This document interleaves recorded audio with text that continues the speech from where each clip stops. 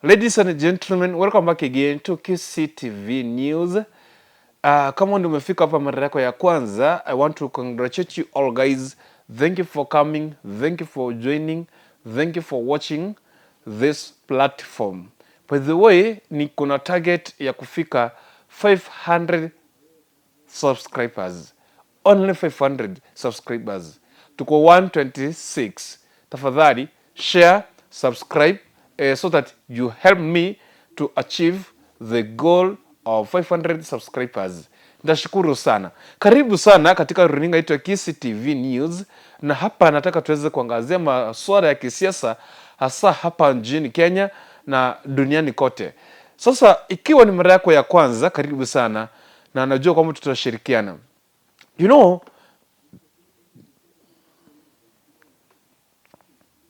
know mtazamaji, Wakenya wanasema wanalia gharama ya maisha imepanda.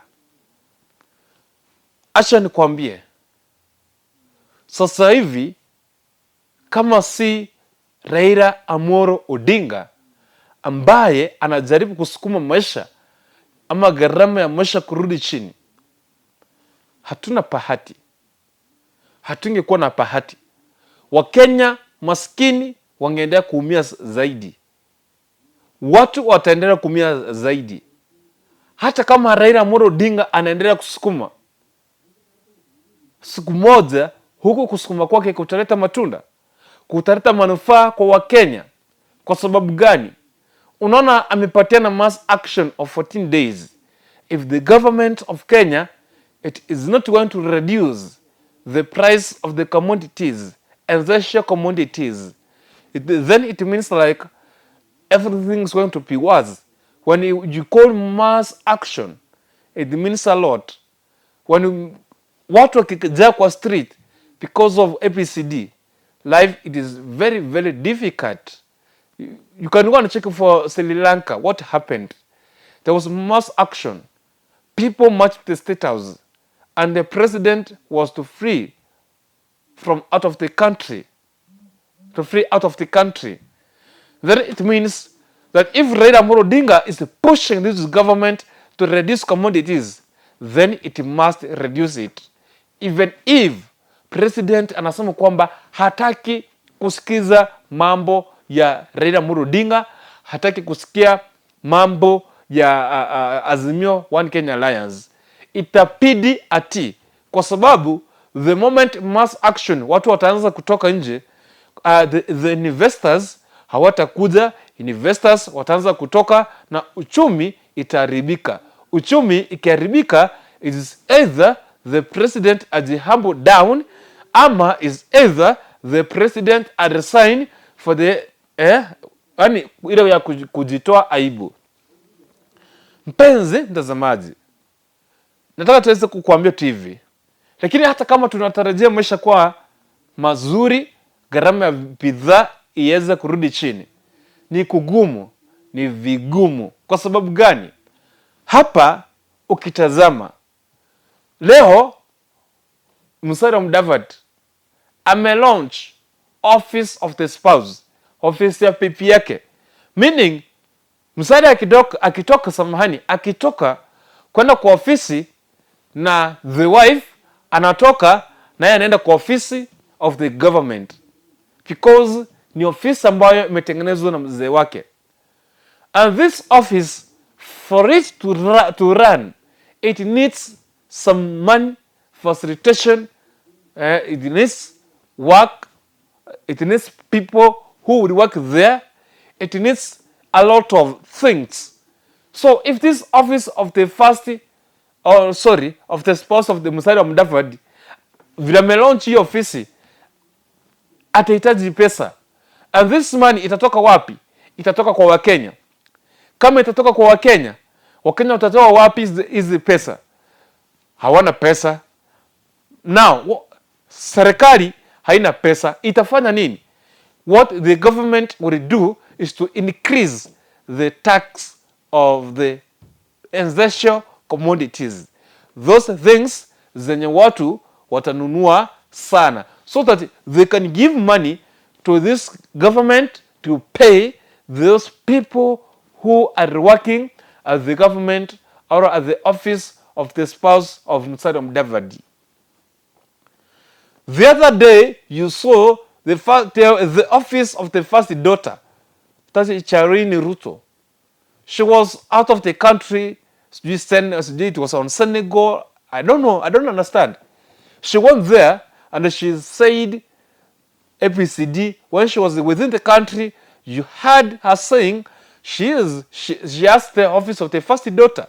For this office to run, it needs money.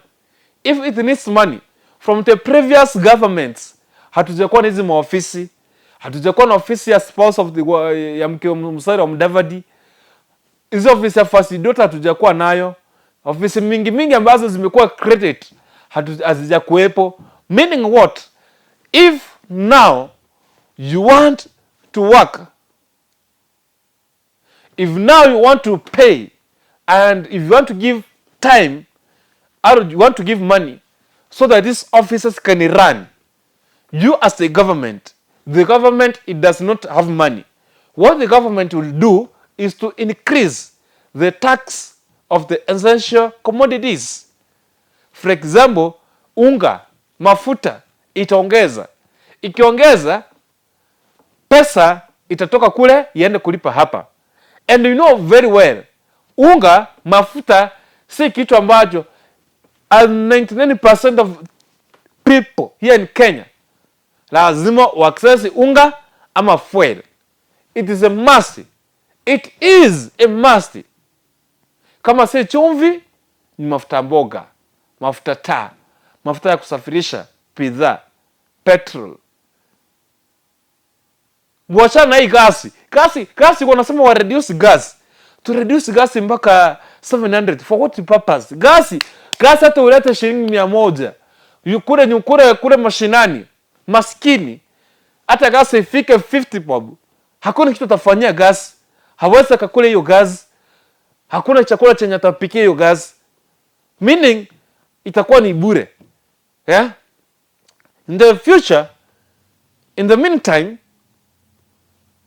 bidhaa kama mafuta itakuwa bei juu na gari itakuwa bei yake itakuwa chini.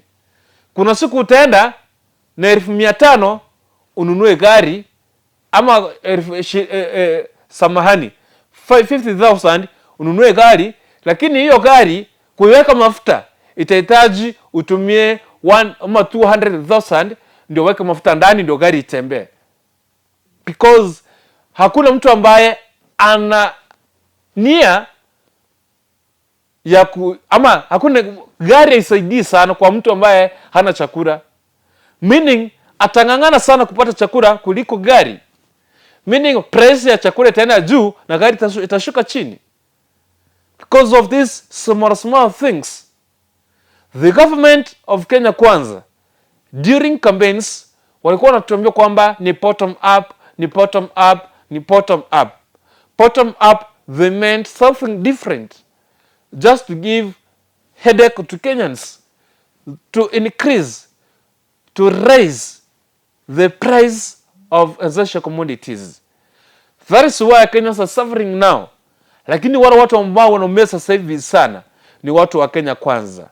Hata kuna wengine wanasema kwamba right ningejua, singepigia hii serikali kura. Watu wa Azimio walilia, sasa hivi wanafurahia. In fact, enda tazama mtu wa Azimio, mwambie how do you feel about this government? Muulize, ukisikia kwamba Ruto ameongeza unga 2 kg ambayo sasa hivi iende mpaka shilingi 500, atafanya vibaya. Utasikia tukwambia wacha ongeze. Wacha ongeze. Mtu wa Azimio atakwambia kwamba wacha waongeze hizo commodities ziende mpaka mahali ambapo watasikia kwamba wako comfortable.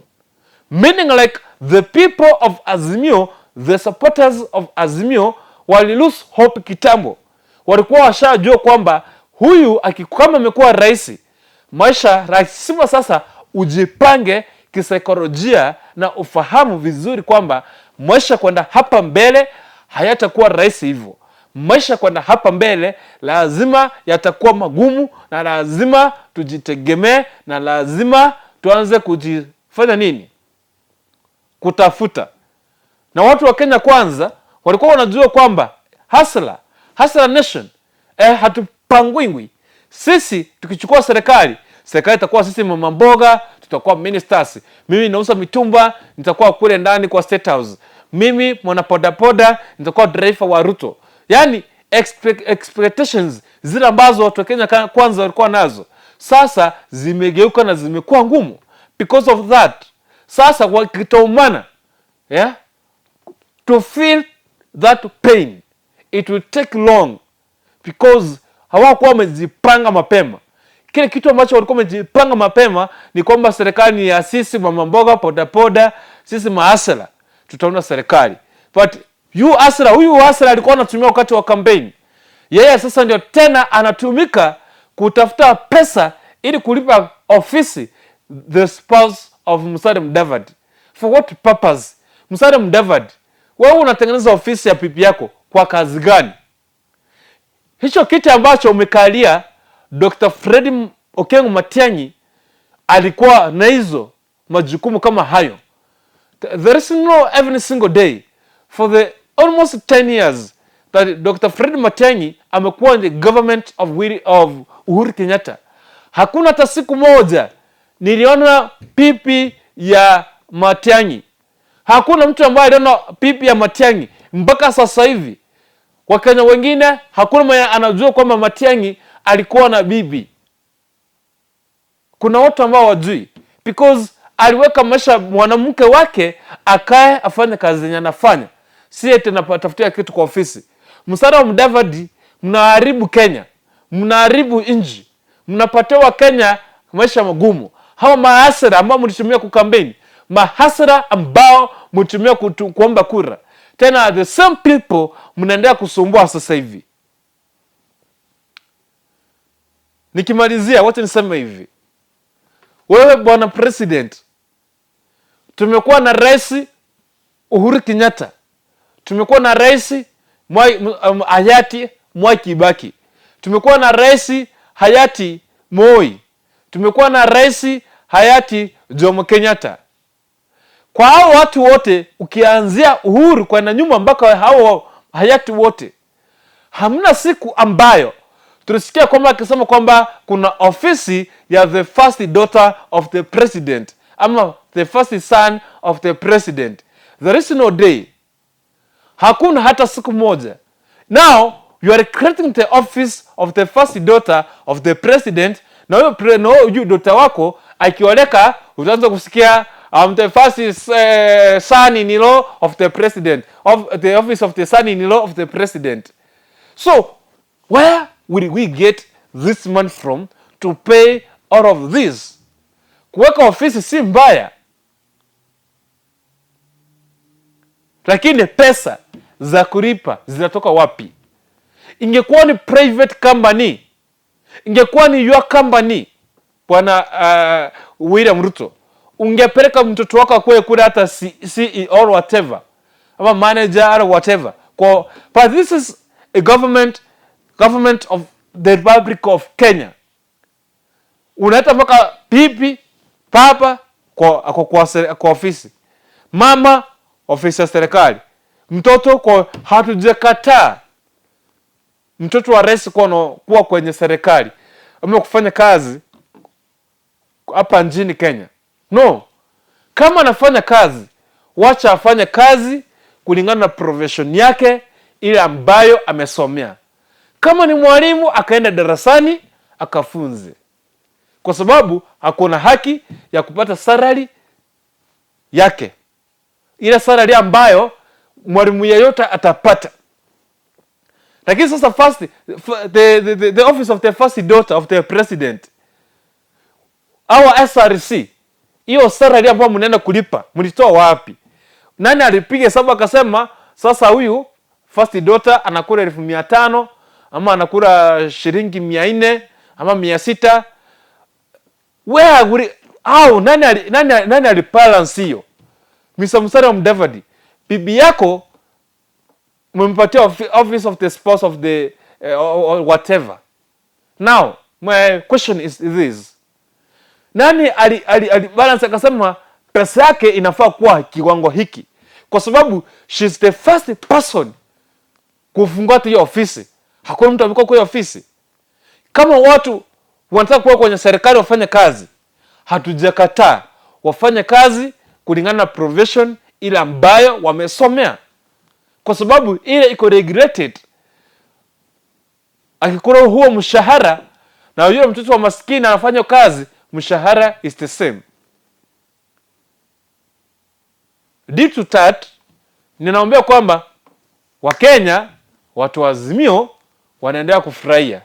Watu wa Kenya Kwanza, Musalia, expectations zenye mlikuwa nazo za kusema kwamba serikali ni yetu ya mama mboga, hatupangwingwi. My friend, mnapangwa, mutapangwa, mtalia. Niona wengine kutoka Mount Kenya wanafanya maandamano na pado mlimba hatupangwingwi, mkafukuza Uhuru Kenyatta mtoto wenyu. Mpaka leo hii anaishi kule Naroko, akona chuki na nyinyi kwa sababu mlimkosea. Sasa mnaanza kuandamana, mshajua. Ndio maana alitoka hapo Mount Kenya, ndio maana hakujenga, hakurudi hapo, anakaa kule Naroko. Because of what?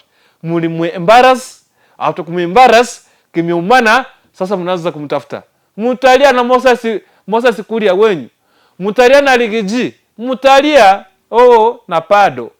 See you next. Kama utasubscribe, make sure kwamba umesubscribe. Tutazidi kushare, kujadiliana, na hapo kwenye comment section you can make your comment na everything itakuwa vizuri. Kama kawaida, Nyamtu Dennis, Kokuri Kunto, see you in the next video.